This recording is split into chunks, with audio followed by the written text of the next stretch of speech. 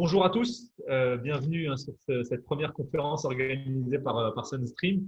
On est très heureux d'organiser cet événement au Mali, et notamment avec Monsieur Sidibé qu'on ne présente plus mais qu'on présentera quand même, et qui est donc le dirigeant de Sidibé Agrotechnique. L'objectif pour nous, c'est de parler de melon aujourd'hui. Donc, on a essayé d'avoir les meilleurs spécialistes sur ce sujet. Et donc forcément, vous avez Monsieur Sidibé qui en fait partie, et c'était vraiment un honneur pour nous de pouvoir travailler avec lui sur ce projet. On voulait quand même vous présenter aussi également Sunstream, parce que Sunstream, c'est une marque qui est assez connue dans beaucoup de pays dans le monde, mais pas encore autant que ça en Afrique et notamment au Mali. Et c'est l'occasion aussi de pouvoir vous expliquer un petit peu ce que fait Sunstream et le savoir-faire qui a été mis en place par Sunstream au cours des 25 dernières années, parce que c'est une société qui ne date pas d'hier. Donc, je suis le dirigeant de Sunstream Africa, donc Rachid Laharage. Et aujourd'hui, on a plusieurs intervenants. On a d'abord Amadou Sidibé. Bonjour Amadou. Oui, bonjour Rachid, bonjour tout le monde. Merci beaucoup d'être présent aujourd'hui. Je sais que ton emploi du temps est chargé, donc c'est vraiment très sympa de ta part de nous consacrer un petit peu de temps sur ce thème qui est aussi très important pour les exploitants agricoles au Mali. Et pour l'instant, on a également Touna Bass, qui est donc le représentant de Sunstream en Afrique, responsable du déploiement de Sunstream en Afrique. Donc, il chapeaute le Mali, mais aussi d'autres pays qui sont également présents, comme le Cameroun, la Côte d'Ivoire. Bonjour Touna. Salut tout le monde. Donc, tu vas nous expliquer un petit peu le développement de Sunstream en Afrique, quelle est l'optique, les valeurs aussi de la société, parce que c'est un point qui est important. On est là effectivement pour faire du business, mais je pense qu'on aurait pu faire d'autres choses si on s'est mis sur ce créneau. C'est aussi parce qu'il y a un impact social évident, et je pense qu'on va aussi en parler. Donc, ce qu'on va faire, c'est qu'on attend aussi Fousseini Touré, qui est un des purs spécialistes du melon au Mali. Et donc, il va nous rejoindre. Là, on a quelques petits soucis de connexion, mais il va nous rejoindre assez rapidement. Ce qu'on voulait aussi, c'était partager avec vous un petit support. Alors, je vais me mettre en plein écran. Voilà, donc le thème de notre premier webinaire, et on espère que c'est le premier d'une longue lignée, c'est la culture du melon. Et en fait, l'idée, elle est venue d'une discussion, je crois, Amadou, sur les besoins qu'il pouvait y avoir au Mali en termes de produits. En fait, c'est vrai qu'il y a une vraie demande, notamment pour le melon à Bamako. Et en fait, le constat, lorsqu'on regarde, alors déjà, on passe en vue rapidement Sidibé Agrotechnique, mais ça peut être intéressant quand même que tu puisses présenter, Amadou, Sidibé Agrotechnique.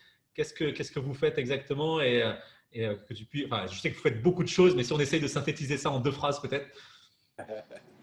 Et Sidibé Agrotechnique est une entreprise familiale créée en 2012.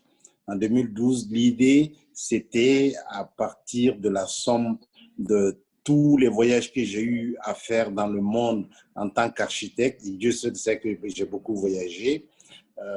Et en voyageant professionnellement, je me suis beaucoup intéressé à l'agriculture, au développement de l'agriculture dans d'autres pays, en Israël, au Japon, en Chine, pour ne citer que ces pays. Et je me suis dit, pourquoi ne pas amener ces innovations au Mali pour essayer de booster la production agricole. Je me suis dit aujourd'hui, les Africains sont fiers de dire que le transfert d'argent à partir du téléphone a été inventé au Kenya et qu'aujourd'hui on est le leader mondial. Et les bébés de 2 ans, 3 ans savent manipuler aujourd'hui l'iPhone. Et j'ai dit qu'il faut appliquer ça à l'agriculture. Et donc, j'ai commencé avec l'installation d'une petite serre de 320 mètres carrés en 2012. Et puis, le résultat était tellement étonnant pour moi, même néophyte, je ne suis pas agronome, mais je suis architecte de formation. Et donc, j'ai dit autant y aller. En 2013, j'ai installé une serre de 5000 mètres carrés.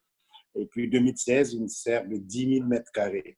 Et entre autres, le goutte à goutte, il y a une douzaine d'années que j'ai commencé à importer le goutte à goutte, à le distribuer au début avec la firme israélienne Netafim. Ça, c'est entre autres. Disons que pour répondre à la question rapidement, Je suis dans l'innovation dans l'agriculture au service des Africains. Voilà à peu près. Parfait. Merci. Et donc Sunstream, on est moins connu que Monsieur Sidibé, donc c'est pour ça qu'on va quand même se présenter. Touna, si tu devais présenter Sunstream en quelques mots.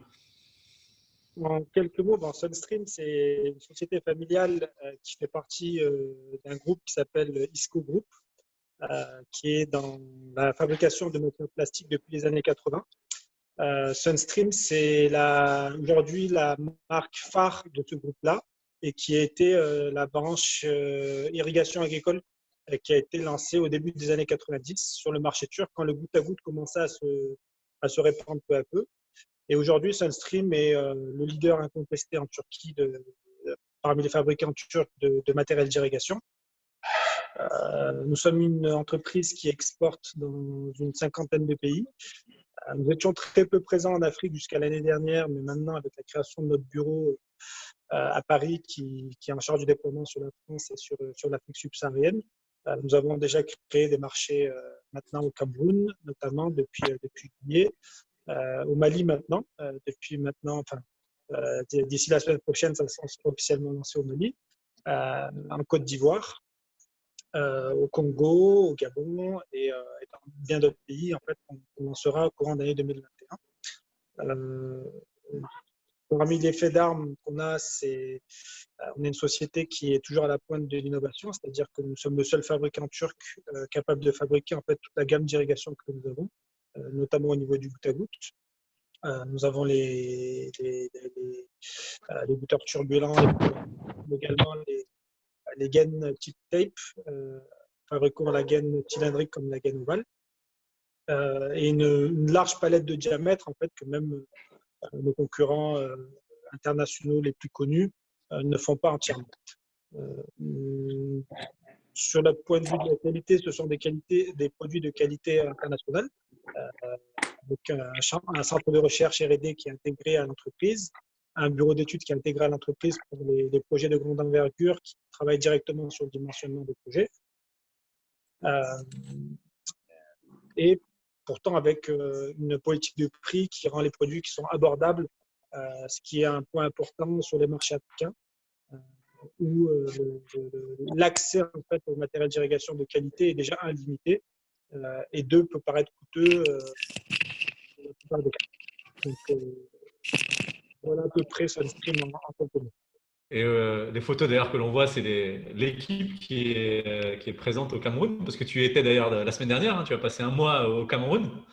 Exactement. Au Cameroun, on a une stratégie qui est un peu même différente. C'est qu'au-delà d'être un fabricant de matériel d'irrigation, nous avons créé une équipe sur place et nous installons même directement les producteurs agricoles en matériel d'irrigation, donc avec un ingénieur qui est venu de Turquie, qui a 10 ans d'expérience dans ça, qui fait ce qu'on appelle le dimensionnement, ça on pourra en parler peut-être un peu plus tard dans la présentation, et une équipe d'ingénieurs agronomes locaux qu'on forme en fait à l'irrigation pour qu'ils puissent à leur tour aller en région et faire des installations. Parce que la culture de l'irrigation est encore très très nouvelle au Cameroun, qui est un pays qui prend beaucoup la pluie, contrairement au Mali où les gens comme M. Sidibé font ça déjà depuis plus de 10 ans. Au Cameroun, c'est encore très très nouveau. Donc c'est pour ça qu'on a créé notre équipe là-bas. Donc oui, les photos, en effet, c'est les premiers chantiers qu'on a fait. C'est les premiers chantiers qu'on a fait au Cameroun. Parfait. Et là, tu es à Bamako d'ailleurs. Exactement. En fait, je suis, pour être très franc, un étage en dessous de M. Sidibé. On s'est séparés physiquement pour éviter les bruits de l'arsène, tout simplement. Parfait. Merci beaucoup, Touna. Donc, comme le disait Touna, Sunstream, on est présent dans une cinquantaine de pays. Et on va arriver rapidement au sujet qui nous retrouve aujourd'hui, c'est le sujet du melon. Moi, il y a des chiffres qui m'ont quand même frappé, Amadou, c'est les 12 tonnes consommées chaque jour à Bamako, et que sur ces 12 tonnes de melon consommées tous les jours, on est 80% du melon qui est importé. C'est quand même extraordinaire. Oui, tout à fait. Bon, les statistiques ne sont pas très fiables, c'est une estimation à peu près. Une estimation, on consomme à Bamako près de 12 tonnes de melon par jour.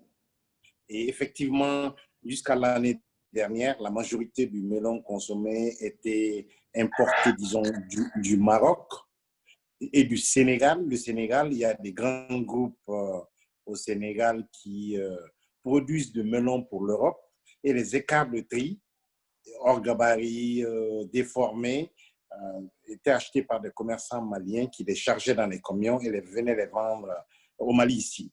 Mais j'ai remarqué que l'année dernière, déjà, la tendance changeait un peu parce que les Maliens se mettent à la culture du melon. Et l'idée, c'est que tout ce melon importé-là, qu'on puisse produire localement pour que l'agriculteur malien arrive à capter cette manne qui représente quand même beaucoup de centaines de millions, si on regarde. C'est beaucoup de centaines de millions. Rien qu'à Bamako, on est à 3 millions d'habitants. Et aujourd'hui, la classe moyenne se développe. Et cette classe moyenne est déjà habituée à manger du bon melon. Le challenge aujourd'hui, c'est que nous, agriculteurs du périurbain de Bamako, se lancent dans cette culture hautement enrichissante. Mais pour le faire, il y a des éléments à réunir comme le goutte à goutte, la bonne sémence, les engrais, les produits phytosanitaires, la bonne pratique. C'est ça à peu près. Si on a ça en main, et je crois qu'on peut rapidement relever le challenge. L'idée, c'est qu'en fin de cette année, tous les melons consommés par les Maliens soient produits par des Maliens. Oui, non, c'est clair. Et en fait, moi, la première réflexion que j'ai eue lorsque tu m'en as parlé, c'est que je me suis dit que ça devait peut-être pas être rentable de faire ce type de production finalement au Mali. Peut-être que c'est pour ça que tout est importé. Mais lorsqu'on regarde finalement, on a un fruit qui permet déjà d'avoir plusieurs récoltes dans l'année, ce qui est quand même assez rare, notamment au Mali, avec un climat qui est quand même assez difficile. Et en plus, on a un chiffre d'affaires qui peut être généré par hectare qui est quand même assez conséquent. Euh, Tout à fait, Rachid. Le Mali est l'un des rares pays au monde où on peut faire 3 à 4 cycles de melon par an. Au Maroc, plein champ, vous pouvez produire le melon qu'une seule fois. Et en Espagne, vous pouvez produire le melon qu'une seule fois et en plein champ. Et donc, au Mali, on peut, du mois d'octobre jusqu'à fin juin, produire 3 fois. Et quand on pousse tout, on peut produire 4 fois sur le même terrain. Donc, ça, c'est un atout indéniable. C'est que les surfaces cultivées sont multipliées par 4 à peu près, du fait qu'on peut produire beaucoup de fois par an. Donc, non, c'est clair, c'est clair. Alors, je crois que Fousseini Touré est en train de nous rejoindre, donc c'est une bonne chose. Il va pouvoir partager son expérience avec nous sur la culture du melon. On va aborder les 4 défis principaux aujourd'hui pour la culture du melon au Mali, parce que bien sûr, on va notamment bénéficier de l'éclairage ton éclairage et celui de Tuna sur la question du goutte à goutte, mais en fait, la problématique, elle est plus large que ça. Il y a la question de la semence, la question des engrais, la question des produits phytosanitaires également. Il y a des questions d'approvisionnement, si je comprends bien. Est-ce que tu peux nous expliquer un petit peu quels sont les enjeux? Écoutez, commençons par dans le melon, la base, c'est d'avoir la bonne sémence. La bonne sémence, c'est la sémence qui est adaptée au climat, qui résiste aux maladies des sols et qui a une bonne productivité, qui a un bon goût à la dégustation. C'est ça la bonne sémence en fin de compte. Il faut l'avoir. Et généralement, les semences de melon sont trop chères. C'est trop cher. Et il n'y a pas de sémencier dédié au Mali ici qui ont pion sur rue, dans lesquels on peut venir acheter la sémence de qualité et partir planter. Ça, c'est vraiment un réel problème. Et si on en vient aux engrais, il n'y a pas de boutique dédiée pour la vente d'engrais spécifiés pour le maraîchage. Et il y a de grands fabricants d'engrais, mais tous fabriquent l'engrais pour les grandes cultures, comme le maïs, le riz, le coton essentiellement. Et donc, généralement, la pratique, c'est que c'est des engrais subventionnés et que le paysan, au lieu de tout utiliser, par exemple pour le coton, garde une partie pour utiliser ça pour le maraîchage. Et en fait, ce n'est pas des engrais qui sont dédiés au melon et ce n'est pas bon du tout. Idem pour les insecticides, idem pour l'accompagnement dans les bonnes pratiques. Bon, Foussein ici, il a pu nous rejoindre. Lui, il est un pratiquant. il a commencé de zéro et aujourd'hui, il s'est hissé à l'échelle peut-être du plus grand producteur de melons du Mali aujourd'hui. Je me rappelle qu'il a commencé il y a 3 ans, il est venu me voir, je veux faire du melon. J'ai dit, mais est-ce que tu sais ce que c'est que le melon? Et il a dit, mais tonton, je vais quand même faire du melon. Il a commencé par un petit 1000 mètres carrés. Il va vous le dire vous-même si c'est soit une cinquantaine d'hectares aujourd'hui. Je ne vais pas parler pour lui. Fousseni, c'est l'exemple vivant de quelqu'un qui n'est pas un agronome, qui a commencé, qui en 2 ans peut dire j'ai 50 hectares de melon, peut vous dire je suis en train de faire 10 hectares en même temps ou 5 hectares en même temps. C'est une fierté pour moi, Fousseni, parce que bon, voilà, c'est comme ça. Parfait. Bah justement, Fousseni, est-ce que vous nous entendez? Bonjour à tout le monde. Je vous entends très bien, mais je ne sais pas si vous m'entendez. J'ai du mal un peu avec la vidéo. Ah, on vous entend parfaitement. Merci beaucoup de vous être rendu disponible pour nous. Est-ce que vous pouvez nous raconter un petit peu votre histoire d'amour avec le melon? Bonjour à tout le monde. Bonjour à Touna Bass. Bonjour à tonton Amadou Sidibé. Ok, donc j'étais disponible depuis le début, mais malheureusement, j'avais un peu de problème avec la connexion. Ok, donc mon histoire d'amour avec les melons, je crois qu'il n'y a pas grand-chose à ajouter sur ce que tonton Amadou a dit. Donc, il a résumé déjà la chose en quelques phrases, quoi. C'est un peu ça. J'ai débuté il n'y a pas longtemps, mais vraiment,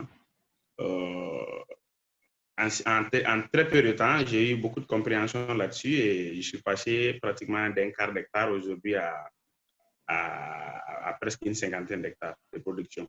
Et ça, c'est le développement, en fait, il a été quasiment autofinancé, c'est-à-dire que c'est les premières récoltes qui vous ont permis ensuite de vendre, d'investir ensuite dans de nouvelles, dans le fait d'étendre votre exploitation, c'est ça? Effectivement, on a commencé sur fonds propres et après les premières récoltes, les autres investissements ont suivi, l'élargissement, l'agrandissement du champ. Mais c'est le melon qui a autofinancé tout ça. Il n'y a pas eu de prêts, il n'y a pas eu d'accompagnement d'autres structures financières ou autres. Et ça s'est fait sur quelle période? Vous avez commencé quand? J'ai commencé, je crois que fin d'année 2017. D'accord. Oui, et entre 2017 et 2018, bon, les premières difficultés avec les problèmes sanitaires et autres, mais on a très vite appris en pratiquant et on a corrigé les erreurs. Bon, je crois que 2019 et l'année 2018, fin d'année 2018-2019 a été vraiment l'année qui a propulsé cela. D'accord. Ok, c'est clair. Et ben, on va essayer de partager ces bonnes pratiques avec les personnes qui nous écoutent aujourd'hui. L'objectif, c'est de faire en sorte de contribuer au développement de la culture du melon au Mali. Et c'est pour ça qu'on remercie toutes les personnes qui se sont connectées aujourd'hui. On va essayer déjà de voir les différentes étapes nécessaires pour la culture du melon. Alors, on a essayé de préparer un peu le terrain avec Amadou Sidibé. On a listé 8 principales étapes. Si on a bien compris. La première, c'est le désherbage. En quoi cette étape, elle peut être décisive aussi, en quoi elle consiste et quels sont les pièges de ne pas faire. Est-ce que tu peux nous donner quelques indications, que ce soit toi, Amadou, ou Fousseini? D'accord. Et bon, quand Fousseni est là, moi, je ne parle plus, quoi. Donc, et pourtant, moi, je dis la même chose. Si tonton Amadou est là, moi, je ne parle pas non plus. Je ne parle qu'après tonton Amadou. non, je t'ai compris. Je t'ai compris. Donc, c'est moi qui laboure après. C'est bon. Donc, disons que et pour faire un bon Le droit de melon, naisse, quoi, l'emporte. voilà, comme toute bonne culture, il faut avoir un bon sol. Le bon sol, c'est le sol drainant, le sol qui draine. Le melon n'aime pas les sols lourds. Donc, on doit faire un bon labour, alléger le sol et enlever les mauvaises herbes et puis introduire de la fumure organique. Ça, c'est très important. Et puis, donc, dès que le sol est bien léger, On peut apporter, si c'est en bio, c'est une chose, on ne parlera pas de bio aujourd'hui, on parlera de melon conventionnel. Et c'est qu'il faut, disons, apporter l'engrais de fond qui peut être du NPK, un bon NPK 15-15-15 ou voilà, un 15-15-15 ferait mieux l'affaire. On le mélange avec le sol, avec la fumée organique. On pose le réseau de goutte à goutte. On pose le plastique et on fait les trous pour qu'ils vont recevoir les plantules de melon. Alors, Donc, avant d'arriver à ces étapes-là, si on revient oui. à la préparation du terrain, est-ce que ça diffère aujourd'hui de ce que font les agriculteurs en maraîchage? Est-ce qu'ils doivent préparer le terrain différemment pour le melon par rapport à du maraîchage? Complètement, parce que le melon goutte à goutte se fait sur billon. Les autres types de maraîchage, généralement, ce n'est pas sur billon, c'est dans les planches ou bien simplement même le sol comme ça. Le melon, obligatoirement, il faut le faire sur billon. Pourquoi Sur sur billon, billon? c'est des Parce qu'il petits faut le monticules, hein. pailler. Les billons, c'est les petits monticules, c'est ça, hein? C'est ça, c'est C'est des les petites billons, quoi. collines. C'est en demi-rond, surélevé pour qu'on puisse poser du plastique de paillage. On va en parler plus tard. Le plastique de paillage est très important dans le melon parce que c'est des fruits assez sensibles au début. Il faut que ce soit protégé de la terre humide. Et la terre est obligatoirement humide due à l'arrosage qu'on fait par goutte à goutte. Et puis, bon, le paillage est essentiel. Et on peut pas, c'est difficile quand même de poser le paillage à plat. Il faut le faire sur une forme. Donc, c'est pour ça qu'on doit faire un billon. C'est ça la différence entre les deux. Mais bon, que Foussé nous dise un peu ce qu'il en sait de ça. Et puis voilà, lui, c'est le praticien numéro 1. Oui, Fousseini, la question de la préparation du terrain, est-ce qu'il y a il y a des points de vigilance particuliers? Donc, comme tonton Amadou l'a si bien dit, il a décrit presque les étapes essentielles. La préparation du terrain dépend maintenant, comme il l'a dit, des types de sols. Vous savez, chez nous, on a beaucoup de types de sols, mais les sols profonds, comme il l'a dit, les sols drainants, les sols sablonneux ou un peu rocailleux, mais en tout cas, les sols qui sont bien drainants sont les sols les plus indiqués pour la culture du melon. Maintenant, ce qui concerne les désherbages, je crois que pour faire tout au maraîchage, il faut forcément désherber. Donc, il faut désherber. Bon, les erreurs à éviter, c'est de ne pas... Allô? Oui, c'est bon. On t'entend. Voilà, donc les erreurs à éviter, c'est surtout ne pas faire utiliser les produits chimiques tels que les désherbants, comment on appelle les herbicides. Les herbicides qui sont très, très dangereux et néfastes pour le sol. Donc, il faut essayer de désherber les sols en faisant des labours. Il faut faire des labours avec des tracteurs donc, pour désherber les sols ou sinon attendre que les herbes qui sont là sèchent et essayer de les brûler. Donc, ça sera un plus pour le sol, mais il faut vraiment surtout éviter l'utilisation des herbicides. Donc, et maintenant,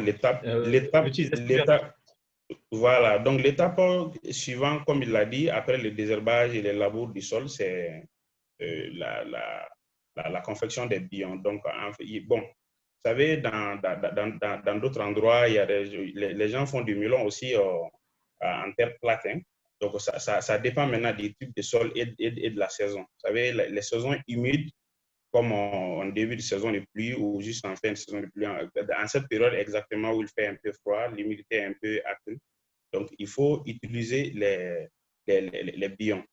Sinon, on a fait des expériences aussi sur des terres plates. On n'a pas forcément besoin de billons en certaines périodes, mais c'est beaucoup plus nécessaire en saison humide et en saison pluviale, parce que ça protège les fruits. Si vous faites un billon, comme il a dit, en demi-rond, donc les fruits seront beaucoup plus sur les billons et ne seront pas... S'il y a une intempérie, par exemple, ça va protéger les fruits de l'humidité. En fait, on Donc, peut avoir de la perte. On aura de la perte sur l'exploitation sans les billons, finalement, les fruits sont trop fragiles. Enfin, l'eau est en contact et on va avoir de la perte sur la production. Oui, oui, on peut avoir de la perte sur la production allant de 10 à 90% de la production selon les taux d'humidité qu'il y a. D'accord. Parce Ok, que c'est le clair. melon, il est très, très sensible à l'humidité. Qu'on appelle ça, il absorbe, si on le veut, l'eau. Il absorbe l'humidité et ça provoque l'éclatement des fruits ou le pourrissement de la partie qui est posée à même le sol. D'accord. Ok, c'est clair. Voilà. Et ensuite, on a une troisième étape qui est donc le MAP, le monoammonium phosphate. Alors là, bah déjà, qu'est-ce que ça apporte aux fruits et où est-ce qu'on se procure du MAP? Est-ce qu'il n'y a pas des soucis d'approvisionnement? Est-ce que c'est cher? Est-ce que vous pouvez nous donner des réponses à ces questions? Ouais, bon, Oh, cette le question. Ah, monoammonium, ok. pardon, le monoammonium phosphate est vraiment l'arme fatale pour le melon et comme pour beaucoup plus de cultures parce que ça induit l'enracinement.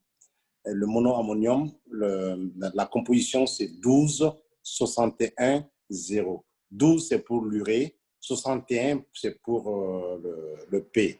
Et c'est le P qui induit un bon système racinaire à la plante. Et toute bonne plante a une bonne racine d'abord. Et avec une bonne racine, on a l'assurance d'avoir une plante avec une bonne croissance. Et malheureusement, le MAP n'est pas disponible au Mali. Ça s'utilise très peu et pour l'avoir, c'est assez compliqué. Il faut l'importer du Sénégal ou du Maroc ou de la Hollande. Avec Fousseni, on fait tout pour essayer d'avoir ces engrais-là. Et il n'y a aucune boutique dédiée à Bamako aujourd'hui où tu peux aller acheter un sac de MAP. Il n'y en a pratiquement pas. Du coup, cette année, bon, on a mis l'effort sur le fait comment avoir cet engrais-là et on a un stock assez intéressant au niveau de Bamako aujourd'hui, à notre niveau, pour que quand les gens vont commencer à faire la saison et qu'on ait cet engrais-là à disposition à un bon prix. Fousseni, vas-y, dis-nous ce que tu en sais du MAP. Et tonton, comme tu l'as si bien dit, le MAP, il est primordial puisque toute chose a besoin d'un démarrage, comme on le dit, d'un très bon start-up. Il faut que le démarrage soit fait. Vous savez, une plante peut souffrir, par exemple, des maladies de feuilles et autres, mais tant que les racines sont bien, ça peut régénérer et faire une très bonne production. Donc, la base de tout, ce sont les racines. Donc, les MAP, il est très, très important. Mais comme vous l'avez si bien dit, ici au Mali, il n'y a pas que les MAP. Je ne sais pas si on va en revenir ou si vous en avez déjà parlé. C'est-à-dire dans le processus du melon, qu'il s'agisse de la sémence, des intrants, tout ce qui va avec. Il n'y a que les plastiques qui sont produits ici, sinon tous les restes, il faut les importer et puis à un coût extrêmement élevé. Ce qui fait que, ce qui participe aussi au coût de production. Ah, alors, ça a coupé. Je pense qu'il va peut-être revenir. Donc, il parlait des coûts de Qui augmente production. au coût du Maroc. Ah, Oui, pardon, Fousseyni, on a été coupé. oui, oui, vous m'entendez? Oui, là, c'est bon. Oui, là, je disais que les prix des intrants comme les MAP, ils coûtent quasiment 40% ici au Mali, plus cher que dans les pays de la sous-région comme le Sénégal ou le Maroc. Et ça coûte pratiquement 60% plus cher qu'en Europe, comme en Hollande ou en France. Donc, Oui. ça se répercute sur les coûts de production du melon. Il n'y a pas que les MAP, quoi. Je disais que tous les autres engrais tels que les calcium, les magnésiums et autres coûtent presque 2 fois plus cher ici au Mali parce qu'il n'y a pas de disponibilité sur le marché. Tous les engrais ou tous les vendeurs d'engrais ou les producteurs d'engrais sont souvent on importe souvent un conteneur en entier qui est supérieur à notre besoin, mais souvent pour ne pas avoir de rupture de stock, quoi. Mais Et souvent pour... Oui. ça va passer par là, en fait, si je comprends bien. Ça veut dire que vous qui êtes un peu les précurseurs de la culture du melon au Mali, vous avez pris Oui. ce rôle, en fait, d'anticiper les besoins des autres exploitants et pour essayer de faire du stock et faire en sorte que ce soit que le différentiel de prix ne soit pas si important? Oui, tout à fait. Bon, oui, pour ne pas que le différentiel du prix ne soit pas si important, mais pas que. La disponibilité, souvent tu peux avoir l'argent, mais et tu peux avoir les fonds pour l'acheter, mais si tu n'en as pas sur place, et Oui, ça peut durer, et ça peut jouer sur la culture ou le temps, les timings, parce que souvent tu peux vouloir faire ça en décembre, et pour commander et en avoir ici au Mali, il te faut attendre minimum 1 mois, sinon 3 mois. Donc, nous faisons cela pour que sur le marché, il n'y ait pas surtout des ruptures. ok, Mhm. d'accord. Ouais, Tonton, je vais ajouter un peu à ce qu'il a dit. Et effectivement, c'est un vrai problème. Fousseini et moi, on se bat toujours à chercher. Quand je suis en panne, il me dépanne. Moi, je le dépanne. On a fait toute l'année dernière comme ça. Et donc, les engrais, c'est vraiment un vrai problème. Au point où cette année, comme tu l'as dit tout de suite, Rachid, bon, on s'est dit, il faut vraiment essayer de prendre le devant et de faire du stock. Du coup, bon, on a commandé un conteneur de 24 tonnes de ces différents produits-là. Nitrate de calcium, sulfate de magnésium, MAP, c'est déjà sur place. Et puis, voilà, tous les engrais plus les molybdènes. On a un stock de 24 tonnes qui doit arriver. Pendant qu'on est en train de parler, je vois un appel, c'est de Marsline, peut-être c'est arrivé. Et donc, on va le stocker à la destination pour que ce soit destiné à ceux qui veulent faire du melon dans notre réseau. Idem, notre collaboration avec vous, c'est pour que le matériel de goutte à goutte soit disponible, stocké au Mali à un bon prix pour tout le monde, pour ceux qui veulent faire du melon.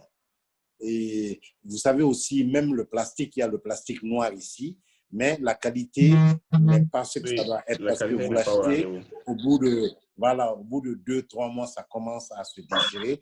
Du coup, c'est pour ça, dans le conteneur de goutte à goutte, je vous ai demandé de mettre du plastique. Attendez, je vais dire, il y a du bruit en bas là-dessus. Voilà. Une minute. Hein. Oui, comme tonton Amadou l'a si bien dit, c'est ça. Et même les plastiques, Une minute. on a les plastiques sur le marché, mais ce n'est pas les plastiques standardisés au fait. Ouais, On fait avec, sinon ce n'est pas les plastiques standardisés. d'accord. Non, non, c'est clair. Parfait. Ben, je pense on a bien compris la problématique sur l'engrais et notamment sur le MAP. Ce que je comprends, c'est que c'est plutôt une bonne nouvelle, c'est que vous avez anticipé l'effervescence autour du melon au Mali et que finalement toutes les personnes qui nous suivent aujourd'hui et qui vont vouloir se mettre à la culture du melon vont normalement pouvoir bénéficier de tous les efforts que vous avez fait au cours des derniers mois. Donc ça, c'est une très bonne chose. La quatrième étape qu'on a listée, c'est le système goutte à goutte. Alors là, pour le coup, j'ai une question assez simple, c'est pourquoi du goutte à goutte? Est-ce que l'irrigation classique ne suffit pas? Est-ce que l'eau naturelle, la pluie ne suffit pas? Est-ce que l'irrigation par submersion ne permet pas d'apporter suffisamment d'eau aux plantes? Ben, moi, je vais répondre à ça. Hein. Et bien sûr que le melon est d'origine d'Asie et qu'il n'y avait pas de goutte à goutte. Le goutte à goutte, c'est une quarantaine d'années tout juste. Et le melon peut se faire avec l'irrigation normale, mais on ne peut pas faire de melon commercial sans goutte à goutte. On ne peut pas faire de melon commercial sans goutte à goutte. Le goutte à goutte permet de faire de l'intensification, de la densification du melon à l'hectare. Et parce que le melon est un fruit sensible, si vous l'irriguez à la reine normalement, avec un sol humide, les fruits posés sur le sol, Fousseini vient de vous le dire, les surfaces en contact avec le sol commenceront à pourrir, commenceront à être attaquées par les vers, et puis le melon est très sensible aux maladies cryptogamiques. Et ça, c'est les maladies de champignons des feuilles, type mildiou, odium et tout. Et donc, c'est l'humidité sur les feuilles et la différence de température qui crée ces maladies c'est trop dévastateur pour les plantes. Donc, en faisant du goutte à goutte, on amène l'eau au pied de la racine sous plastique. L'eau n'est pas invisible. Le goutte à goutte permet d'économiser de l'eau parce que l'efficience du goutte à goutte, c'est jusqu'à 90%. Ça veut dire que chaque goutte d'eau que vous donnez à la plante utilise jusqu'à 90%. Ça permet d'économiser sur les engrais. Et Dieu seul sait que le melon aime les engrais parce qu'une bonne plantation de melon, c'est entre 600 et 800 kilos d'engrais à l'hectare. Et donc, si vous devez distribuer cet engrais-là à la volée, vous perdez beaucoup d'engrais. Avec le goutte à goutte, vous amenez, c'est de l'irrigation localisée, vous amenez l'engrais mélangé à l'eau, ce qu'on appelle la fertigation, au pied de la racine. Donc, vous économisez beaucoup. Le goutte à goutte est un outil qui permet de faire du melon intensivement, de faire du melon de qualité. On a une production groupée et puis on a un potentiel maximum qu'on peut atteindre avec le goutte à goutte. D'accord. Non, c'est clair. Pour le coup, en fait, on a des intérêts qui sont multiples de mettre en place des systèmes goutte à goutte, si je comprends bien. Aussi bien le fait d'apporter l'eau directement à la plante, mais également en fait, d'avoir des économies directes sur les engrais. Donc, c'est assez intéressant. Toulin, toi qui es non, représentant. les spécialistes, moi, certes, je représente Sunstream, mais les pratiquants sur le terrain, c'est bien M. Sidibé et Fousseini. Moi, je peux raconter tout ce que je veux, ça ne sera jamais aussi impactant que ce qu'eux diront, parce que ça fait 23 ans qu'ils ont. Monsieur Sidibé un peu plus longtemps, M. Fousseini, ça fait plus de 3 ans qu'il a compris, lui, l'avantage du goutte à goutte. Moi, ce que je rajouterais simplement, M. Sidibé, sans vouloir vous compléter, hein, c'est ce que par rapport à la question que tu posais, Rachid, de savoir si la pluie ne suffit pas. Désormais, on est entré dans la période sèche au Mali, qui va durer jusqu'à juin prochain, n'est-ce pas, M. Sidibé? Jusqu'au pluie des mangues, en fait.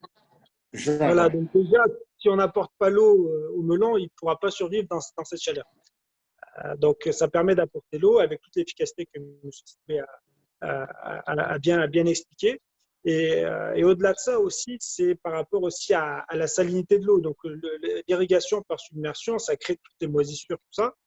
Mais en fait, quand on submerge le sol avec de l'eau, de l'eau, tout simplement, ça lave le sol. Donc, ça transporte tous les micronutriments qui sont sur la face supérieure de la surface du sol avec l'eau. Donc, l'eau transporte ça au-delà des gaspillages et ça crée des problèmes de salinité. Donc, en fait, on détruit la terre en voulant irriguer une culture de melon. Alors que, comme M. Sidibé l'avait bien signifié au début de la présentation, on peut se permettre de faire 3 à 4 rotations dans l'année, tout simplement parce qu'on ne détruit pas le sol, on irrigue un tout petit peu, un tout petit peu, un tout petit peu. Et les racines vont aller chercher le peu d'eau qu'on leur donne pour pouvoir grandir avec vigueur. Il y a une allégorie qu'on utilise souvent chez les gens en fait, qui ne connaissent pas le goutte à goutte ou qui pensent que la plante n'est pas irriguée parce qu'on donne vraiment trop peu d'eau visuellement. C'est de considérer comme une plante comme une personne. Donc, quand on a soif, est-ce que c'est mieux de se prendre un seau d'eau dans la figure ou de boire de l'eau tranquillement à l'ombre ou gorgée par gorgée? Qu'est-ce qui déshydrate le plus? Donc, une fois qu'on a présenté cette allégorie-là, il n'y a plus d'arguments à donner, les gens sont convaincus. Et les plantes sont pareilles, en fait. On va leur donner un tout petit peu d'eau, juste ce qu'il leur faut, et ça va les déshydrater. C'est ça qui va leur donner de la force et de la vigueur. Okay. Et d'ailleurs, lorsqu'on doit mettre en place ce type de système goutte à goutte, ça ne s'improvise pas. Donc là, il y a certaines exploitations enfin, de configuration de terrain qui peuvent être un peu complexes, avec peut-être effectivement du dénivelé, ce genre de choses. Comment Sunstream s'organise pour pouvoir… on a un bureau d'études qui est intégré. Ça se fait comment? En fait, ça dépend un peu du pays dans lequel on se trouve. En Turquie, on a un bureau d'études intégré qui peut intervenir sur les grands projets aussi comme en Afrique, avec des ingénieurs agronomes et des spécialistes de l'irrigation. En fait, l'irrigation, ce n'est pas de mettre des tuyaux bout à bout. Il y a des calculs de charge d'eau à faire. Il faut prendre en compte les besoins de la plante. Il faut prendre en compte l'eau qui est disponible sur le site en fait, qui est à irriguer. Si on a une rivière ou si on a un forage ou si on a un cubiténaire, on n'a pas la même quantité d'eau disponible. Et par rapport à la configuration du terrain, en fait, les tuyaux, on ne peut pas, par exemple, planter une ligne de 1000 mètres de melon, par exemple, avec un seul tuyau. Ça ne marche pas, l'eau n'irait pas au bout. Et chaque tuyau, par rapport à son débit, au début de son goutteur, par rapport à son diamètre, a une capacité maximale qu'il peut transporter en eau. Donc, ces calculs-là sont faits par les ingénieurs agronomes ou les techniciens de l'irrigation. Nous, par exemple, au Cameroun, on a fait venir, comme je disais tout à l'heure, un ingénieur de Turquie, justement parce qu'il n'y a pas de personnes qualifiées au Cameroun capables de faire ces calculs-là. Au Mali, M. Sidibé a son équipe technique, donc ils sont en mesure de faire les dimensionnements en fait, pour les installations. voilà. Donc, en fait, on ne s'improvise pas irrigateur. Il faut prendre en compte toutes les problématiques et pour que l'irrigation soit la plus efficace possible sur le terrain. Parfait. Alors, on espère que toutes les explications qu'on donne sont suffisamment claires, mais rassurez-vous, si vous avez des questions, on prendra le temps à la fin de la présentation des différentes étapes, on prendra le temps de prendre vos questions et d'essayer d'y répondre du mieux possible. On sait qu'on a déjà eu des questions par écrit avant même le début de la conférence, donc on les posera également à nos spécialistes. Ensuite, on aborde la question du paillage. Donc, on l'a abordé un petit peu tout à l'heure. Effectivement, il y a de la production de films de paillage au Mali, mais qui n'est pas forcément de qualité standard. Et ça peut provoquer des désagréments, c'est ce que je comprends, Fousseini? Oui, bien sûr.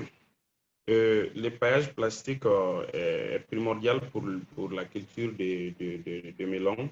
Mais les types de paillage de plastique que nous avons ici ne sont pas conformes aux normes, puisque c'est des plastiques qui ont été produits pour d'autres besoins, en fait. Mais nous, comme on n'a pas d'autres types de paillage sur le marché, donc on fait avec. Mais souvent, bon, le coût d'importation des paillages standardisés est beaucoup plus élevé, souvent comparé au prix du marché local. C'est ce qui nous pousse souvent à utiliser cela. Et puis la disponibilité, c'est toute la disponibilité. Oui, d'accord. Donc, voilà, les désagréments causés généralement, c'est la déchirure en cours de culture, puisque les paillages standardisés doivent durer un certain nombre de temps bien défini, mais nos paillages ne font généralement pas cela. Surtout qu'ici, il fait souvent 45 degrés hein, à l'ombre ou en plein soleil. Donc, la température est vraiment très, très, très, très élevée. Et en plus de cela, les paillages plastiques que nous avons ici, ce ne sont pas généralement des paillages anti-UV. Donc, ça n'empêche pas les ultraviolets de pénétrer comme vous le savez, les ultraviolets sont vraiment néfastes pour les racines. Donc, ce ne sont pas des paillages standardisés, donc ça nous cause beaucoup de problèmes. Mais les problèmes que je viens de vous citer sont les bases, c'est tout. En cours de culture, souvent, on a besoin d'échanger ou de colmater souvent certaines parties qui se déchirent ou voilà. Et c'est justement, Amadou, c'est le problème que tu essayes de solutionner en important, là encore, du film de paillage et de rendre disponible pour tous ceux qui souhaitent cultiver le melon au Mali. C'est bien ça? Bien sûr, c'est-à-dire que le mariage qu'on est en train de faire aujourd'hui, c'est pour moi, je suis l'utilisateur, Foussine est l'utilisateur. On veut amener d'autres agriculteurs dans la production de melon. J'étais tellement surpris il y a 3 jours, j'ai reçu un appel des gens qui ont besoin de melon, 22 tonnes de melon pour l'amener en Belgique à partir du Mali. C'est la première fois et ça doit constituer pour nous une espèce d'alerte. Il y a la demande. On ne va pas produire que pour nous, on va commencer à exporter. Et donc, pour cela, on va mettre les moyens.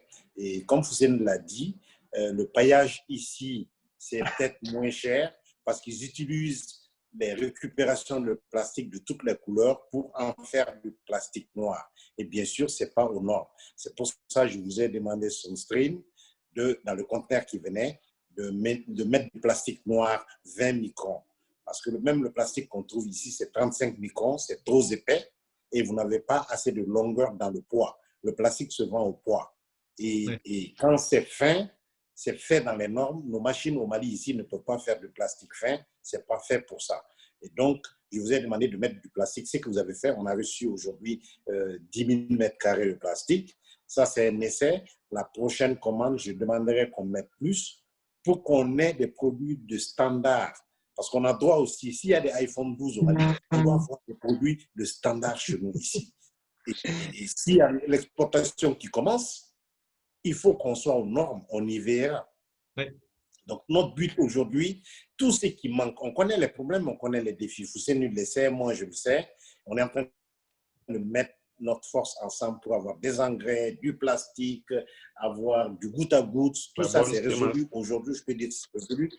Les graines, la sémence, on a 50 000 graines qui sont en train d'arriver dans 2-3 jours. J'ai à ma disposition plus d'1 million de graines de close parce qu'ils ont tous compris qu'en Afrique aujourd'hui, tout se joue en Afrique. et que nous, au Mali, on est prêts pour ce combat-là. Non, mais c'est clair. Et alors, au-delà de Zoom, on est également suivi sur YouTube parce on passe en direct sur YouTube. Et donc, on a quelques questions de personnes qui sont intéressées par la culture du melon. Et là, forcément, on arrive à la question qui fâche, c'est la question de l'argent, de l'investissement. On a notamment Augustin Caboret qui nous pose la question, quel est le budget pour débuter dans le melon? Est-ce que c'est un budget conséquent? Ça dépend de quelle surface toujours. Aujourd'hui, et avec Touna hier, on a regardé un peu. J'ai vu qu'on avait des kits dans le conteneur parce qu'on ne les avait pas commandés. Vous les avez mis. C'est une très bonne chose. C'est des petits kits d'irrigation de 500 mètres carrés. Et 500 mètres carrés pour le maraîchage, ça veut dire qu'il y a des lignes à chaque 1 mètre. Mais après réflexion, on dit, mais on peut détourner ça pour le melon. On ferait des lignes à chaque 2 mètres, puisque le melon se cultive à chaque 2 mètres ou 1,60 m, mais 2 mètres chez nous, avec le soleil généreux, 2 mètres, c'est très bon. Ça veut dire que ces 500 mètres carrés vont être transformés en 1000 mètres carrés. On est en train de faire un business plan pour un débutant qui commence avec 1000 mètres carrés de melon. On mettra tout ça à disposition du groupe sur YouTube, partout où besoin est, pour que le débutant sache à quoi il s'en tient et qu'il sache qu'est-ce qu'il peut avoir en bout de parcours. Ça, c'est essentiel. On l'a fait pour 1 hectare, je l'ai partagé pour le groupe. On a montré la rentabilité du melon, on a pris tous les coûts. Et on va partager avec Fousseini. Fousseini, on a fait un business plan sur 1 hectare de melon en mettant tous les coûts, en mettant le coût des engrais, de tout le reste, et des prévisions pour voir, en faisant même 2 cycles comme on peut avoir dans l'année. C'est époustouflant et ça correspond à la réalité du terrain. Donc, pour répondre à Caboret, ça dépend de la surface dont il a besoin. Et si on prend 1 hectare, la simulation qui a été faite aujourd'hui… Tu as les chiffres, tu peux nous les lire. Moi, je ne l'ai pas sous les yeux. Tu peux nous les gros chiffres. Ouais, on va les reprendre dans l'intervalle. Monsieur Philippe, peut-être qu'on peut donner l'estimation. On peut peut-être donner l'estimation sur 1000 mètres carrés, justement, là. Pour un débutant, c'est peut-être une bonne indication, non? Oui, c'est qu'on va donner la parole à Fousseini. Il connaît les chiffres comme sa main. Il n'a pas fait le business plan avec nous.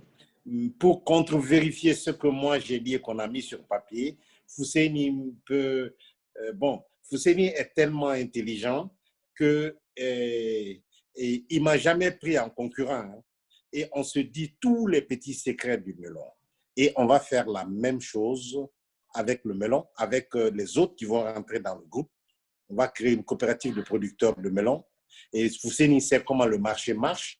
Il sait ce qu'on a essayé de faire ensemble. On en parlera plus tard. Donc, Fousseini, aujourd'hui, pourra nous dire sur 1000 mètres carrés de melon, qu'est-ce qu'il faut dépenser, qu'est-ce qu'on peut avoir sans secret. Approximativement, hein, Fousseini. Hein. C'est une question…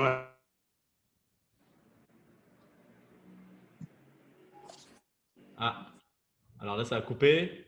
Fousseini, à laquelle il est un peu difficile de répondre, mais bon, officielle, l'indice de l'estimation comme ça. Donc, pour 1500 mètres carrés à mes débuts, j'ai commencé avec 2500 mètres carrés. Mais pour 1 hectare, je sais qu'il faut entre 8 et 10 millions de francs CFA pour l'aménagement et peut-être la mise en culture. Les coûts de production varient entre 8 et 10 millions par hectare. Si on le fait avec les normes, il y a aussi toujours des manières de faire le système D africain en faisant avec la bonne semence, les bonnes, qu'on appelle système d'irrigation goutte à goutte. Mais il y a des parties où on peut, faire en sorte pour baisser un peu les coûts de production. On en a déjà parlé, tantôt Amadou et moi. Donc, pour 1 hectare, quand même, ça varie entre 8 et 10 millions de francs CFA. Et ce n'est pas pour autant que pour 1000 mètres carrés, il faut diviser par 10, quoi. Donc, souvent, peut-être pour 1000 mètres carrés, si 1 hectare te coûte 10 millions, donc peut-être tu peux diviser ça par 7, puisqu'il y a certains matériaux qui sont nécessaires pour 1000 mètres carrés que pour 1 hectare. Donc, c'est un peu ça. Voilà. Et ce qu'il faut ajouter… les coûts que je viens d'annoncer, c'est quand vous avez déjà l'eau à votre disposition, bien sûr. C'est-à-dire la source d'eau, que ce soit un forage, un puits, un marigot, un fleuve, mais en tout cas que vous ayez déjà la source d'eau. qui va servir des points d'épuisage pour irriguer le système. Mais ce que je vais ajouter à ces coûts-là, c'est que c'est des coûts pour quelqu'un qui a débuté et le matériel qu'il y a dedans, le goutte à goutte, la tête de station, la station de fertilisation, sont là pour durer 5 ans ou plus ou 1 an. Ça veut dire que si on dit 8 millions, 10 millions, ça ne doit pas effrayer les gens. C'est le coût d'installation. Étant entendu que cette installation peut servir pour beaucoup de cycles de melon. C'est ça, non, Fousseni?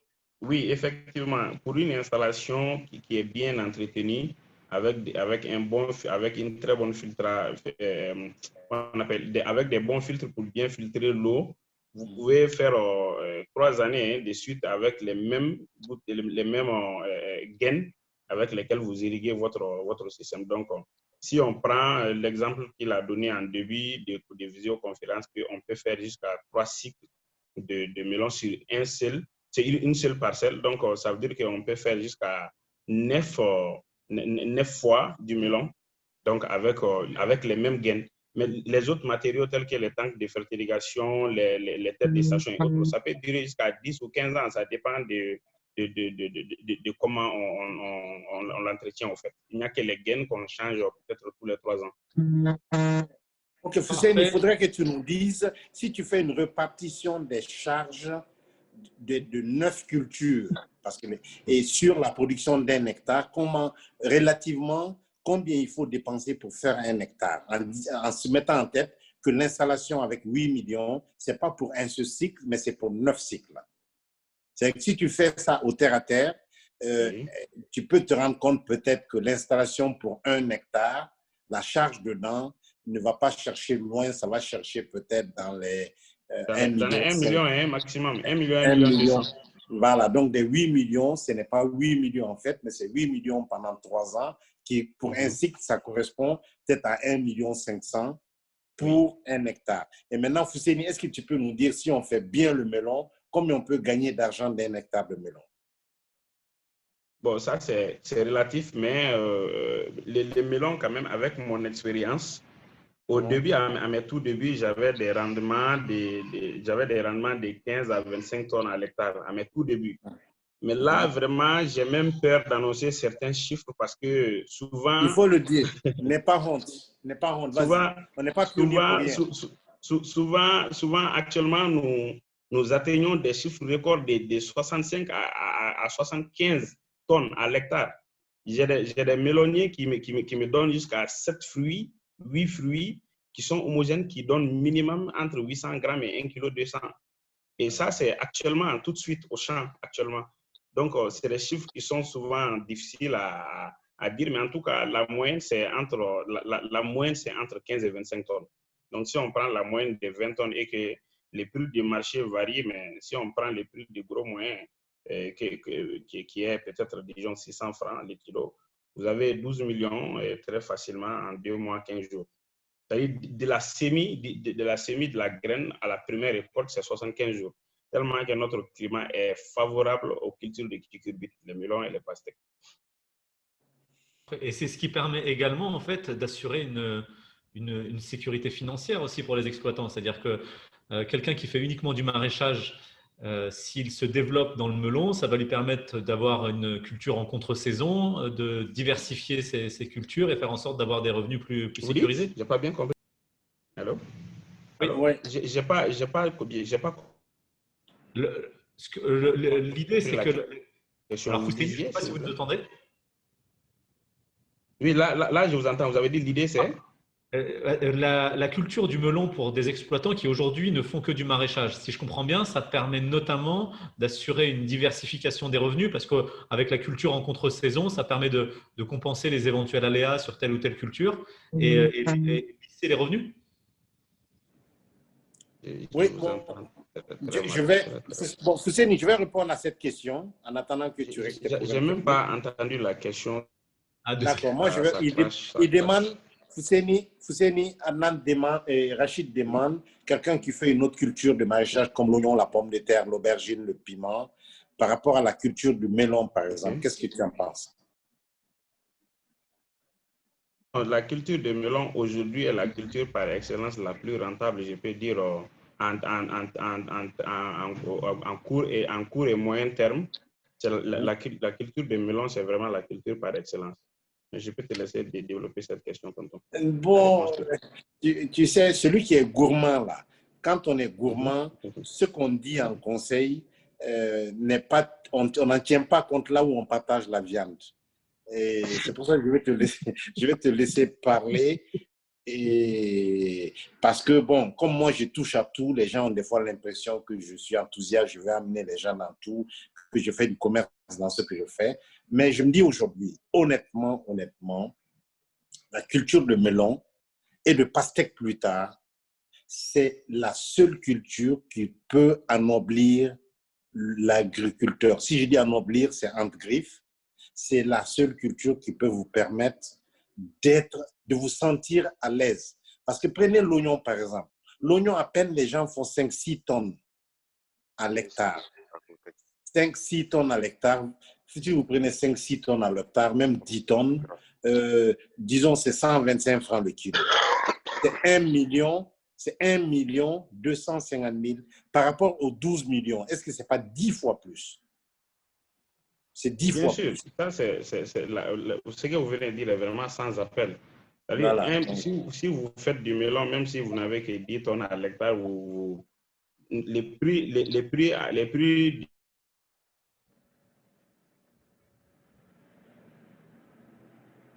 Ah, là, on n'entend pas.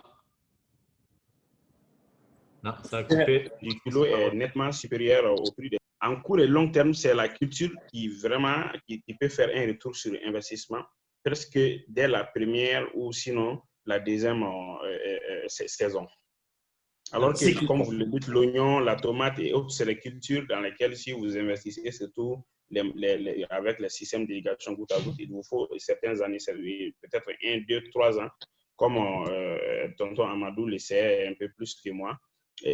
En tout cas, tu as beaucoup plus de temps pour être rentable, pour avoir retour sur investissement que quand tu fais du melon. Et Fousseini, ce que j'ajoute à ce que tu dis, quand tu fais l'oignon, c'est une seule fois par an. C'est fini. Et ça veut dire, si vous prenez mécaniquement et vous faites 3 fois le melon qui rapporte 10 fois plus, et l'oignon, c'est une seule fois. C'est comme si c'est un rapport de 1 à 30. 1 à 30. C'est aussi simple que ça. Ouais, c'est impressionnant. C'est impressionnant. Voilà. D'ailleurs, j'ai l'impression que vous créez des vocations, parce qu'on a beaucoup de questions, notamment sur YouTube, donc je vais en prendre quelques-unes. On a notamment Fatoumata Diarra qui nous demande est-ce qu'il y a différents intrants qui sont nécessaires pour la culture du melon? Et j'enchaîne aussi sur la question de Willy Boukem qui demande où trouver les semences de melon? Sont-elles reproductibles? Et est-ce qu'on peut trouver du bio? Bon, on a tout de suite dit que le bio, bon, honnêtement, pour le moment, Fousseini et moi, je ne sais pas si on est dans du bio, mais le bio est une niche qui va se développer rapidement. On va en tenir compte, mais pour le moment, on veut se remplir le ventre et puis avancer. Le bio viendra, il y a d'autres qui vont faire du bio. Ça a le mérite d'exister. Les semences de melon, c'est des semences hybrides qui coûtent relativement cher. Et bien sûr, ce n'est pas reproductible, le genre de melon que nous, on fait. Mais peut-être les melons conventionnels, on peut trouver des semences reproductibles, peut-être oui. Mais nous, on fait des hybrides. Des hybrides, pourquoi? Pour résister aux maladies, pour avoir une uniformité dans le calibre du melon, c'est essentiel, pour avoir une production groupée, pour que le melon puisse durer dans le transport. Parce qu'aujourd'hui, le melon, avant les melons d'avant, en 2 jours, c'est pourri, vous jetez. Aujourd'hui, on peut conserver le melon 10 jours ou plus parce qu'il y a eu de la recherche sur l'hybridation. Donc, pour répondre à la question, on ne peut pas prendre les graines d'un melon et le replanter, ça va pousser, ça va donner un résultat, mais ce serait un résultat mitigé. C'est-à-dire qu'on vient d'annoncer les chiffres. Quand une production est rentable comme ça, il n'y a pas de magie, hein, c'est que la graine doit être chère. Tout cheval bon marché coûte très cher en fin de compte. Ok, non, c'est clair, c'est clair. On tient vraiment à vous remercier parce que effectivement, vous partagez vos bonnes pratiques. Là, on est vraiment dans la cuisine dans l'arrière-cuisine même de la culture du melon. Et c'est vrai que vous êtes plutôt dans une logique de partage et c'est très appréciable. On espère en tout cas, et vu les retours qu'on a, je pense que les gens vous sont très, très redevables des conseils que vous donnez. Et surtout, vous êtes dans une logique où vous souhaitez les accompagner et faire en sorte de promouvoir le melon au-delà même de cette conférence. C'est-à-dire que l'idée, c'est d'être porteur de conseils également au quotidien. C'est ça, Amadou? C'est-à-dire qu'avec Fousseni, on a essayé de résoudre le problème du marché. Parce que ce qui est arrivé, on produit en même temps et les personnes qui gagnent, c'est les revendeurs ou les revendeuses qui se sont organisés en coopérative, en syndicat, contrairement à nos producteurs. On produit, tu es obligé de vendre, sinon en quelques jours, ta production, tu y jettes à la poubelle. Donc ces gens-là jouaient sur le prix et ils avaient des marges supérieures aux marges de nous, producteurs. Et Fousseni, on a dit, bon, est-ce qu'on ne va pas occuper le marché? Et on s'est donné la main, on a installé un conteneur frigo dans le marché de légumes et fruits au cœur de la bataille. Et ce conteneur frigo, Fousseni l'a équipé. On s'est dit, bon, nos productions, on pourra mutualiser, on vendra ici, en court-circuitant les revendeurs qui sont une véritable mafia. Et donc, le problème du marché, on essaie de gérer. Fousseni est tellement dynamique, il a le dynamisme de l'âge, qu'il organise des machins, des charretiers qui écument les marchés, il les prend à leur pompe, il les achète des charrettes, il leur donne, et puis les gens vendent des melons pour lui. Il a pu maîtriser le circuit de distribution, et je vais lui dire, Fousseni, il est temps que tu mutualises ça, qu'on crée rapidement une coopérative de producteurs, parce qu'on n'a pas peur aujourd'hui. On a Sunstream derrière nous pour le goutte à goutte, on a Van Hyperen derrière nous pour les engrais. Les semences, on a Close, on a Enza Zeda derrière nous aujourd'hui. On n'a plus peur. Donc, on va attaquer ce marché qui est un marché très important et on compte sur tout le monde. Parfait, parfait. Et le goutte à goutte, donc on a vu, c'est une étape qui est clé dans la réussite de ce projet de culture du melon. Et on voit qu'en fait, l'intérêt, il est multiple en fait du goutte à goutte. Et Tuna les a listés tout à l'heure, mais il faut, je pense, le rappeler. Multiplier le rendement, que le melon ne soit pas directement au sol en contact avec l'eau, que pour le coup, on a des économies aussi sur l'eau générée, mais également sur les engrais nécessaires pour la plante. Donc ça, ce sont des points qui sont très importants. Et c'est aussi pour ça d'ailleurs que Sunstream a mis en place ce partenariat avec CDB Agrotechnique. Pour nous, c'est une grande fierté que d'être partenaire de CDB parce que c'est, je veux dire, l'acteur incontournable sur la question de l'irrigation au Mali. Et il était très important pour nous d'avoir un partenaire de qualité avec une vision long terme. Donc, pour le coup, on est très content de ça. Rachid, je ne sais pas si tu me vois, Rachid. Oui. Tu as vu que je rougis là. Mais je vois ça. Ce que tu n'as pas dit et la flexibilité de Sunstream par rapport aux autres fournisseurs que j'ai eus, et Dieu seul sait que j'ai eu des fournisseurs de matériel de goutte à goutte, et chaque fois qu'il y a un problème, il y a un défi, Sunstream est prêt à relever.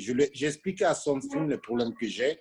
J'ai dit, mais vous voyez, on a des lignes de goutteurs avec des goutteurs à chaque 30 cm, alors que le melon se plante chaque 60 cm.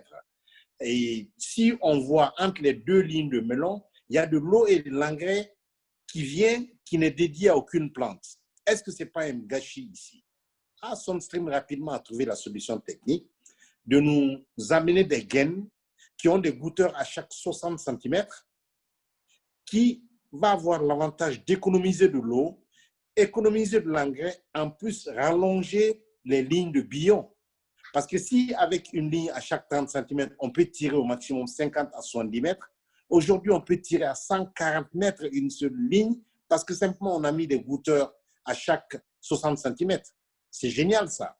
En plus, ils nous ont amené des gaines avec des diamètres de 22 millimètres. Le diamètre, 22 millimètres. Imaginez-vous qu'aujourd'hui, avec ces gaines-là, parce que c'est des gaines 16 que nous on utilisait généralement, mais la gaine 22, vous pouvez tirer des lignes de 274 mètres, qui n'est pas rien. Donc aujourd'hui, ça nous permet, nous, de gagner sur beaucoup de choses. D'un pays où l'engrais coûte cher, Si tu arrives à économiser la moitié, ça veut dire que si tu mettais 400 kilos à l'engrais, à l'hectare, avec ces gains-là, tu descends à 200 kilos. C'est du jackpot. Donc, Fousseni, pour ton information, ces gains-là sont disponibles aujourd'hui à Bamako. Ok. Parfait, on va continuer. Alors, les questions. Justement, on a une question de Silimana. Alors, Silimana, on va peut-être directement vous demander de poser la question. Vous pouvez, si vous voulez, même brancher votre caméra si vous le souhaitez pour la poser. Bonjour, merci M. Rachid. Si vous Merci me recevez, oui, très bien. je commence par remercier M. Amadou Sidibé pour nous avoir invités à cette réunion que nous apprécions très bien. Et merci pour tout et très bonne chance pour la culture du melon au Mali. Alors, j'ai posé des questions par rapport à la période. Ils ont dit que le melon peut se cultiver pendant 3 à 4 périodes dans l'année. J'aurais souhaité savoir la précision par rapport à ces différentes périodes-là. C'est la première question.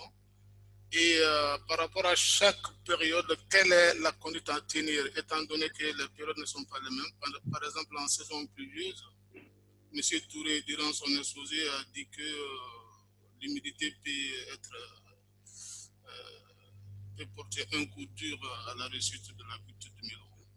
Donc, ça veut dire que les périodes ne sont pas les mêmes en termes le melon est de la famille des concurbitacées. Et les concurbitacées aiment la chaleur.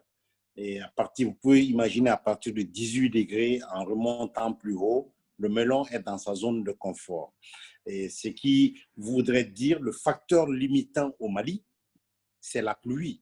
On peut même faire le melon sous la pluie, mais vous allez avoir beaucoup de dégâts à cause de l'eau, à cause des maladies. Chaque grande pluie, il faudrait venir avec un traitement. Donc, l'agriculture, c'est une question de charge et de ce que vous gagnez. Quand la charge est supérieure à ce que vous gagnez, ce n'est plus l'agriculture. Donc, pour répondre à votre question, le melon, on peut le commencer depuis le mois d'octobre. Donc, les pluies se sont arrêtées mois d'octobre jusqu'au mois de juin, fin juin, avant que l'hivernage ne s'installe. C'est la période de l'année où il ne pleut pas. Et ça couvre 8 mois à peu près à 9 mois. Et Fousseni vient de vous dire, quand vous êtes bien organisé, en 2 mois, 15 jours, vous avez bouclé le cycle. Donc, admettons que vous avez bouclé le cycle en 2 mois, 15 jours, le melon, la vente est groupée. Généralement, toute la récolte se fait en 12, 15 jours. Donc, ça veut dire qu'en 3 mois, vous avez fini de récolter. Si vous êtes organisé, vous nettoyez tout. Pendant que vous êtes en train de nettoyer, vous avez fait votre pépinière ailleurs. Dès que vous avez enlevé, vous avez nettoyé, vous pouvez simplement remuer un peu, replanter. C'est ce qui vous amène à pouvoir de octobre à disons, fin juin, faire 3 cycles de melon. Mais ça demande de l'organisation. OK? Voilà. Et j'ajoute sur cela aussi qu'il est même possible de produire du melon en plein hivernage, puisqu'on l'a déjà fait. Là, il va s'agir surtout de la semence, puisqu'il y a des variétés qui s'adaptent mieux et qui résistent mieux à l'hivernage que d'autres. Et après cela, il y a aussi les types de terres. Voilà, les terres, comme on les appelle souvent ici, les terres où il y a beaucoup de cailloux, les terres où il y a beaucoup comment dirais-je, de roches, les terres rocailleuses, si je le dis bien. Donc, sur ces genres de terres, on peut faire du melon, même en plein hivernage et en plein champ. Donc, avec ces difficultés, bien sûr, mais il est possible de le faire. Donc, on peut même dire qu'ici au Mali, on peut faire du melon 12 mois sur 12, puisque chez nous bon, comme il y a les changements climatiques, sinon notre période hivernale n'est pas aussi intensive que ça. Souvent, il pleut 2 fois par semaine, sinon 3 fois maximum. Donc, les melons à l'étang, et puis c'est 2 à 4 heures de temps de pluie. Donc, si tu as la bonne variété, tu peux faire du melon même en plein hivernage. Mais la période optimale pour le faire, c'est comme tonton Sylvie l'a dit, c'est d'octobre à juin. Parfait. Bon, moi, je voulais m'excuser parce que j'ai un engagement, tout le monde le sait. Si vous êtes entre les mains de Fousseni, c'est qu'il vous le dit, c'est qu'il vous dira, je cautionne directement parce que bon, c'est le maître aujourd'hui. Pas de souci. De toute façon, il nous reste une dizaine de minutes à peine, donc on va prendre d'autres questions si d'autres Merci, personnes. Amadou. Merci. Merci. beaucoup. Voilà. C'est accepté, non? Je peux m'éclipser? J'ai votre accord pour le faire? Oui, bien sûr. Merci beaucoup, Amadou, hein, pour le temps que vous avez consacré et pour les conseils intéressants. Voilà, belle initiative. Il faut qu'on remette ça. Voilà. Il faut qu'on remette ça. Voilà, qu'on remette ça. Je crois que c'est intéressant. Ouais, bah, la prochaine, ce sera justement sur le business plan. On va vraiment entrer dans le business plan détaillé sur la culture du melon. Et là, on va vraiment vous donner des chiffres parce qu'il y avait pas mal de questions qui portaient sur les chiffres. Donc, on va retraiter tout ça et vous apporter des informations très précises sur les investissements nécessaires et la rentabilité que ça peut générer pour les exploitants. Merci beaucoup. Merci à tout le monde. Merci, Amadou. Merci pour votre patience. Merci à vous. Et on va voir s'il y a d'autres questions. Voilà, Oui. Fousseni, vas-y, réponds à toutes les questions, tu connais tout. OK? D'accord, je ferai de mon mieux, tonton. D'accord, allez, bye bye. Merci. OK. Parfait. Alors, je ne sais pas s'il y a d'autres questions parmi les personnes qui sont branchées aujourd'hui. Sinon, si on a répondu à toutes les questions, bah, on peut mettre un terme. Sinon, si une personne a des interrogations, que ce soit sur tous les concepts que l'on a pu voir aujourd'hui, hein, sur les engrais, sur le système d'irrigation goutte à goutte et de manière générale sur la démarche, bah, n'hésitez pas à poser ces questions sur le chat ou sinon directement à prendre. Alors, on a Keita, je crois, qui lève la main. Donc, Keita, bah, on peut vous donner, hop, vous pouvez réactiver votre micro et poser une question si vous avez une question à poser, parce que j'ai vu que vous avez levé la main. Oui, allô, bonsoir. C'est toi? Allô? Oui, bonsoir, on vous entend. Oui, comment allez-vous? Très En bien, fait, et vous? moi, voilà, on a joué un peu en retard, on avait un problème de son. Ah, ok. Bah, de toute façon, ça sera enregistré, donc vous pourrez voir le replay si vous avez raté le début. Voilà, bon, je pense bien que c'était… Monsieur Keita, s'il vous plaît, est-ce que vous pouvez répéter votre question? J'ai vraiment un petit problème de connexion ici, là. Là où je suis, j'ai un petit problème de connexion. Excusez-moi. Voilà, en fait, moi, je pense bien que la réunion, c'était bien sur le melon, la culture du melon. Oui. Voilà. Donc, au fait, moi, je suis à mes débuts. D'accord. Voilà, donc je voulais avoir au fait des informations sur comment aménager mon espace. Parce que j'ai déjà aménagé l'espace, je voulais faire du melon, mais au fait, c'est-à-dire le sol, mon sol est tellement infecté que ce n'est pas possible. Donc, je voulais savoir si on pouvait faire la culture du melon sans mettre les bâches en plastique sur le sol. Si on pouvait faire directement sur le sol. Je ne sais pas si vous comprenez un peu la question. Fousseini, vous avez compris? Ok, donc si j'ai bien compris la question, je crois qu'il a posé des questions. Il veut savoir comment aménager et s'il est possible aussi de faire du melon sans paillage plastique. Voilà, le sac plastique noir là qu'on met sur le sol. Oui, bon, moi, pour cela, je vais poser une petite question. Vous avez dit que votre sol est infecté. Infesté de quoi? Infecté, c'est en termites. C'est-à-dire même si vous posez votre vêtement par terre, en 30 minutes, les termites montent dessus. D'accord. Mais pour cela, il y a des traitements pour cela. Mais pour cela, donc on ne va pas rentrer dans ces détails, mais il y a des traitements pour ça. Bon, pour ce qui concerne les bâches plastiques, à partir du moment où vous voulez faire du melon intensif, c'est-à-dire à partir du moment où vous faites 1000 mètres carrés ou plus, ou 2500 mètres carrés ou plus, vous avez forcément, obligatoirement besoin des films plastiques. Parce que sinon, vous aurez vraiment des problèmes avec les mauvaises herbes. Vous aurez beaucoup de problèmes avec l'humidité. Et comme on le sait tous, les problématiques de l'eau aujourd'hui qui s'étend partout, les problèmes de l'eau. Vous aurez beaucoup de problèmes aussi à conserver l'eau que vous allez irriguer, que vous allez servir à vos plantes, puisque l'eau, quasiment 60% de l'eau que vous allez irriguer va s'évaporer. Donc, mais si l'espace est vraiment réduit, là, en ce moment, on ne parle plus de culture intensive. Vous faites du jardinage amateur et autres, donc vous pouvez bien sûr le faire. Ça s'est fait sans cela, puisque les melons se cultivent depuis des milliers d'années. Donc, ça se fait sans film plastique. Ça peut se faire, mais en l'intensif, c'est impossible. C'est impossible. Donc, est-ce que, une autre question, si le temps vous le permet, hein, très rapidement. Oui. Voilà, est-ce que c'est possible de le faire sans goutte à goutte? Parce que là, je n'ai pas installé le goutte à goutte pour le moment et j'ai des problèmes d'arrosage. Bon, là, les deux questions sont liées.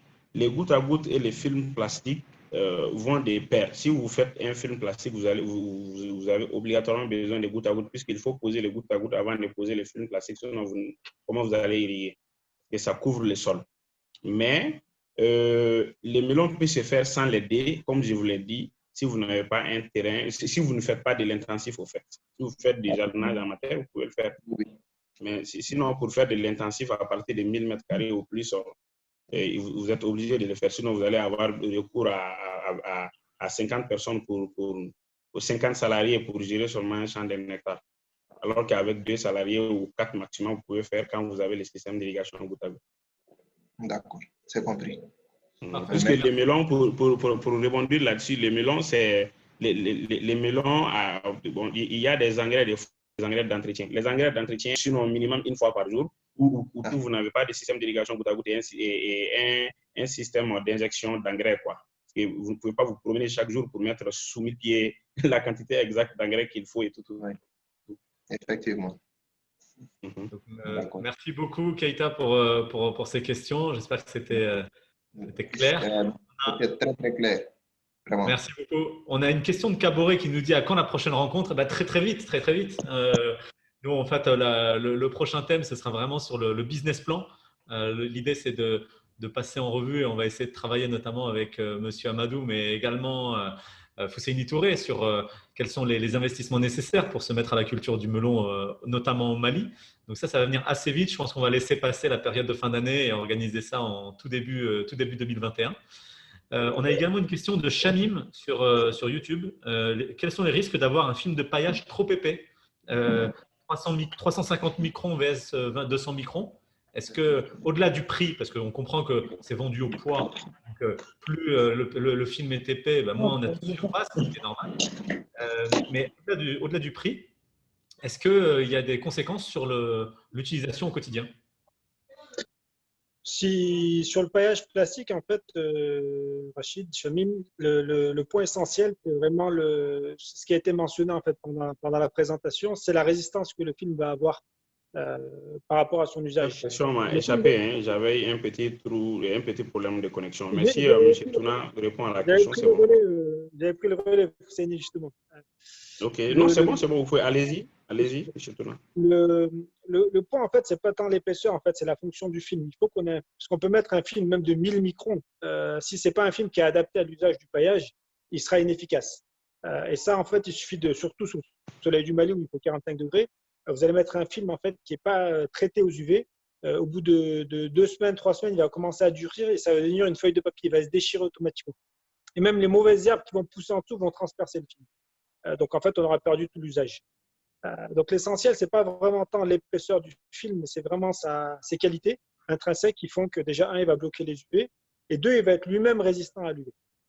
Et en fait, le film va être au bout d'un moment changé quand vraiment sa durée de vie sera passée, quand les saisons seront dépassées. Et l'essentiel, c'est vraiment d'avoir un film qui va permettre les fonctions en fait, pour lesquelles il est dédié, à savoir 1, la rétention de l'humidité dans le sol, 2, la protection du fruit face à l'humidité du sol, pour éviter les moisissures, et 3, empêcher les mauvaises herbes de pousser. Prolifération des mauvaises herbes. Voilà, donc de conserver en fait tous les micronutriments qui sont dans le sol à la plante du melon, et pas aux mauvaises herbes qui viendraient se nourrir s'il n'y avait pas de film de paillage. Parfait, donc ça c'est clair. Je pense qu'on est plutôt bon. Merci beaucoup pour tous ces conseils. On espère que ça a été complet. Quoi qu'il arrive, on espère que cette réunion en amènera d'autres et qu'on essaiera de faire des conférences régulières sur ce sujet riche de l'agriculture au Mali, mais également dans d'autres pays. Merci à tous d'avoir assisté à cette réunion. Fousseini, merci beaucoup d'avoir consacré du temps et de partager aussi toutes ces informations avec tous ces exploitants. C'était un réel plaisir. Merci. Amadou, merci encore. Et on clôture la réunion là-dessus, comme ça c'est parfait. Merci. Merci à tous. Merci à tout le monde. Merci. Merci. Et portez-vous bien. Merci. Au revoir.